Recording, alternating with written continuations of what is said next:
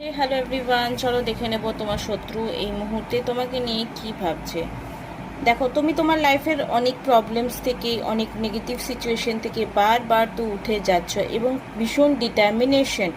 ভীষণ determined person যে তুমি সমস্ত নেগেটিভিটিকে রিলিজ করে তুমি তোমার লক্ষ্যে পৌঁছাতে পারবে সেটুকু জানো। আর তারা তোমাকে অনেক রকম চেষ্টা করছে বাজিমাত করে তোমাকে হারিয়ে তুলবার, বাট তুমি খুবই বুদ্ধিমান, ধীর স্থির নিয়ে নিজের সিচুয়েশনকে নেগেটিভ থেকে পজিটিভ সিচুয়েশনে কনভার্ট করতে পারো। আর এটা তোমার গুড টেকনিক, যেটা তোমাকে আগামী সময়ে সমস্ত বিপদ থেকে রক্ষা করবেন।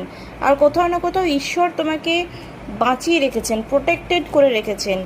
হয়তো হতে পারে তোমার লাইফে ট্রানজিশন সময় এটা চলছে, যেটা তোমাকে আগামী সময়ে আরও বেশি শক্ত করে তুলতে সাহায্য করবে। Thank you so much. Like, comment, share, subscribe করতে একদমই ভুলবে না।